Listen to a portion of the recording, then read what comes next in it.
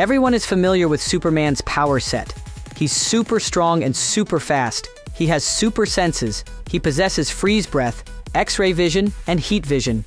Besides, he can fly so fast that he can travel back in time. All this thanks to Kryptonian physiology, which also allows him to absorb solar radiation and become even more powerful. But did you know the original Superman couldn't fly? When thinking of Superman, everyone imagines him crossing the skies, donning his iconic blue suit, with his red cape flapping on his back. There's even the iconic "it's a bird, it's a plane, it's Superman" phrase. It's difficult to imagine a world where the Man of Steel doesn't fly, but this happened not too long ago. When Jerry Siegel and Joe Shuster first created Superman, he didn't fly. Instead, he could jump superhuman distances in a single leap.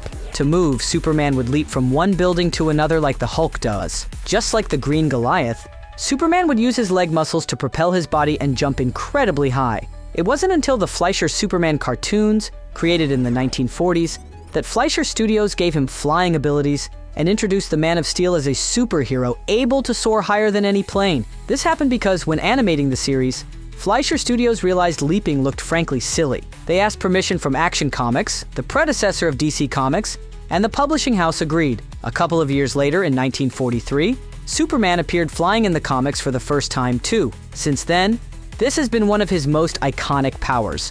Another important fact, the Fleischer cartoons also created the suit change inside a phone booth, which is now an iconic trope for the character and has been referenced countless times in other TV shows and movies. You could say the Fleischer animations were central to the character's establishment in pop culture.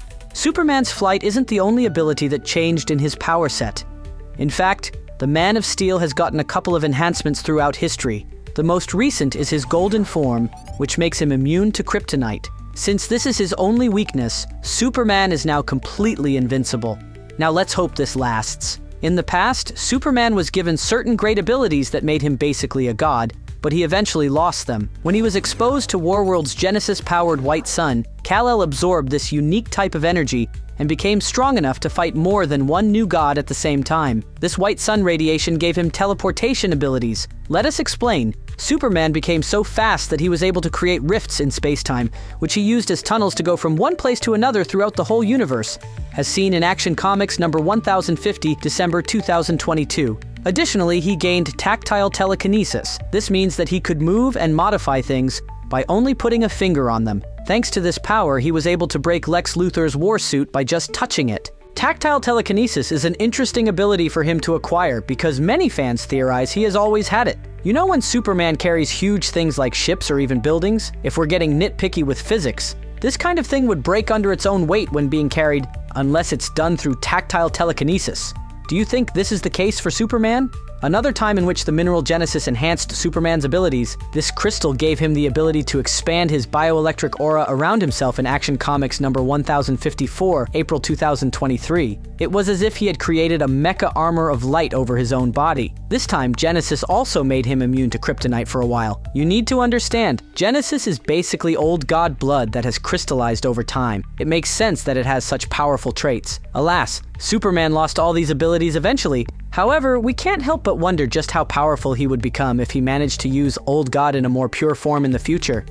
Since he's the archetype of the modern superhero, Superman has tons of analogs in other media. Many fans believe Marvel's Sentry and Gladiator are copies of Superman, and even DC has a couple of interesting Superman pastiches, like Wildstorm's Apollo and Majestros. Finally, there are others outside Marvel and DC, like The Boys' Homelander, Invincible's Omni-Man, and My Hero Academia's All Might.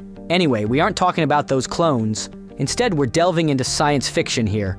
Superman has been cloned in the DC Comics way too many times. Everyone wants some of his DNA to create their own soldier since he's so powerful. This has led to some new versions of the Man of Steel. For example, Superboy was created using Superman and Lex Luthor's DNA inside Lex's Cadmus laboratories. He's currently known as Connor Kent, and he's definitely part of the Super family. But when he first debuted, he had to fight his own villainous instincts after Lex mind-controlled him. Then there was Match, a clone of a clone. This villain was created through Superboy's DNA to serve the agenda, a villainous organization that created clone armies. We are telling you, DC villains love to clone heroes.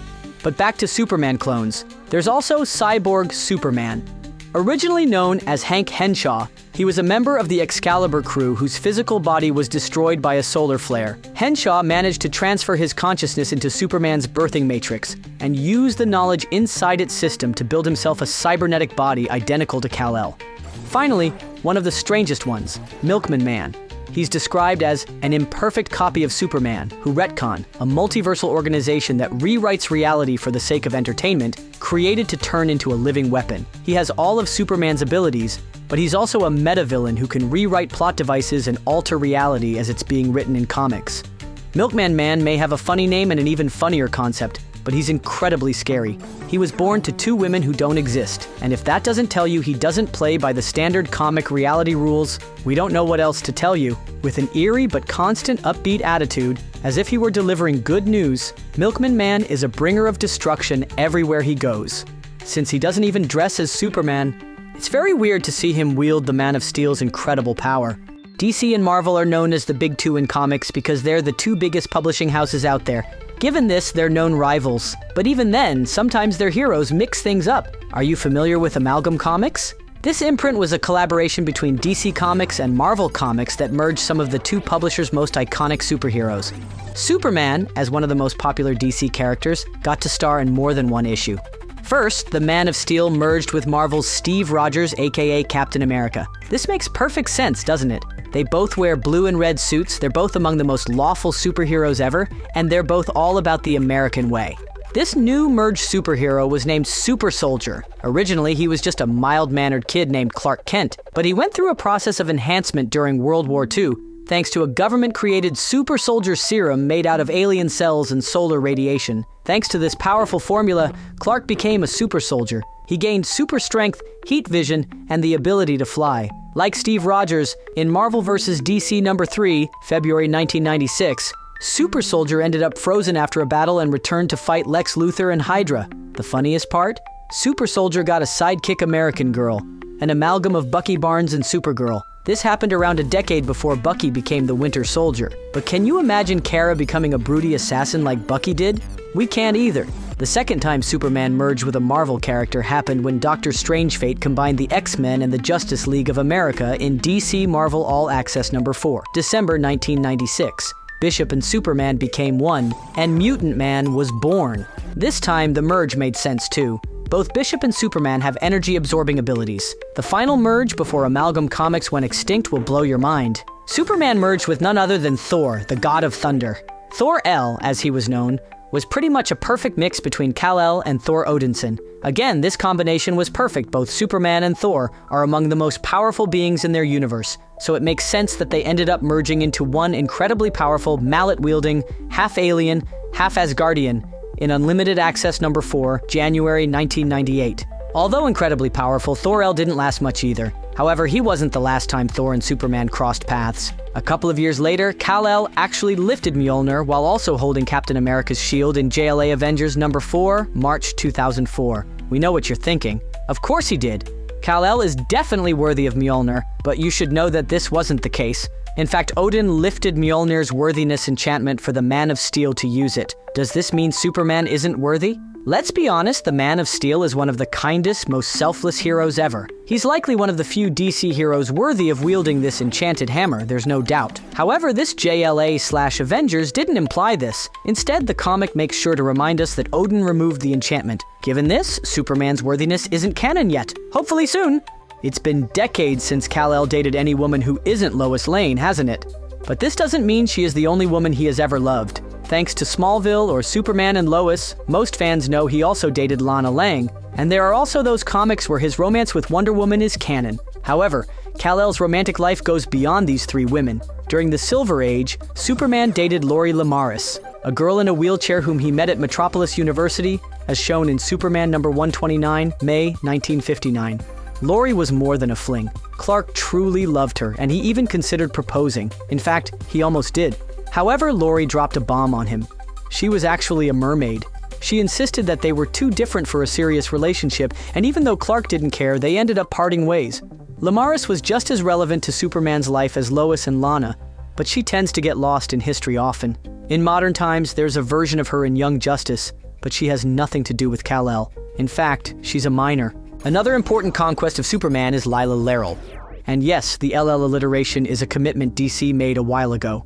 Lila is a Kryptonian actress whom Kal-El met after traveling back in time to a pre-destruction Krypton. Unable to return to his own time, Kal-El accepted his fate as a Kryptonian citizen and remade his life in Superman number 141, November 1960. As you already know, Superman eventually was sent back to Earth in the present, and he's now happily married to Lois. However, Lila's memory haunts him sometimes. He has even dreamed about his life with her in an alternate reality in Superman Annual number 11, 1985. Finally, there's Sally Selwyn, for whom Superman is the one who got away. In Superman number 165, November 1963, Sally met the Kryptonian when he wandered onto her father's estate. Amnesiac and powerless, she nursed him back to health, and they fell in love, with Kal-El taking the name Jim White. Unfortunately for these lovebirds, it wouldn't last long. The tragedies that led to the end of their love story happened one after the other. First, the so-called Jim White became disabled after his own horse hurled him to the ground. Since Superman didn't have his powers at the time, this paralyzed him from the waist down. Then, while observing the river from a cliff, the hero fell into the water. Fortunately for Superman, Aquaman found him and had Lori Lamaris heal him. After a week in Atlantis, the Man of Steel recovered all his powers and memories, except for his short romance with Sally. Superman remembered Sally sometime later, but by the time he did, things had gotten too complicated. You see, after Kal-El fell into the sea, a man named Ned Barnes wandered into Sally's life. Here's the catch. He was a criminal who looked a lot like Superman. Sally mistook Barnes for her beloved White, and Barnes played along, only to fall in love with her too. When Superman found them together, he chose not to reveal the truth when the new Jim White asked him not to on his deathbed. This was the last time we would hear about Sally Selwyn, who has been erased from existence by DC's continuity since then. You probably know kryptonite has all kinds of effects on Kryptonians. For instance, green kryptonite, the most common one, weakens them slowly until their death. Black kryptonite can split Kryptonians into two personas, and silver kryptonite can cause hallucinations. But have you heard about pink kryptonite? This mineral turned Superman gay once in Supergirl number 79, April 2003. At least that's what the comic implies. In reality, the comic only shows that after coming in contact with the crystal, Superman started acting differently in a way even Lois and her co-workers noticed. For example, he complimented Jimmy on his bow ties and called him fabulous. The word gay is never used. Here's the thing. Pink kryptonite is not a serious element. Instead, it's obviously a satire. It specifically jokes on the fact that the Silver Age had some of the strangest storylines in Superman's history. Kryptonite came in all colors, and it had all kinds of effects. In fact, just a couple of panels after the joke, Superman comes to terms with the fact that he's in love with Linda Danvers, aka Supergirl at the time, and definitely not his cousin. However, this joke is also quite distasteful since it's rooted in prejudice and stereotypes. Do you agree? Justice League Action fixed things a little. It introduced a new version of the crystal that flips the physical gender of Kryptonians. Still, pink kryptonite has never made it back into DC's continuity, so it is just that, a bad joke. Amalgam Comics isn't the only time Superman has crossed paths with Marvel. In 2001, DC released a comic book line with Stan Lee, in which he reimagined some of DC's most iconic heroes, including Superman. Lee collaborated with John Buscema, who you probably know for creating characters like Quasar and Hyperion, to recreate the Man of Steel. Just imagine, Superman number 1, November 2001, introduced Salden, an alien from an unknown planet who worked as a lawbringer on his home planet when his wife Layla was murdered by Gundor Gorok, a convict that Salden himself had arrested once. When Gundor hijacked a spaceship to travel to Earth, Salden followed him. On this planet, the hero discovered he had superpowers, but this wasn't due to the yellow sun. Instead, it was thanks to Earth's lower gravity. In fact, super leaping was kind of his trademark skill. Besides, Salden gained super strength, super speed, and superhuman durability, as well as telescopic vision. Determined to avenge his wife's death, Salden embraced Earth as his new home while searching for Gundor. However, even after taking him down, he stayed to keep the planet safe, in the hope that the space program would evolve and he could eventually return to his home planet to honor his wife's memory. Did you know all this about Superman? Do you have any other cool facts about the Man of Steel for us? Let us know in the comments below and remember to subscribe. Until next time, thanks for watching CBR.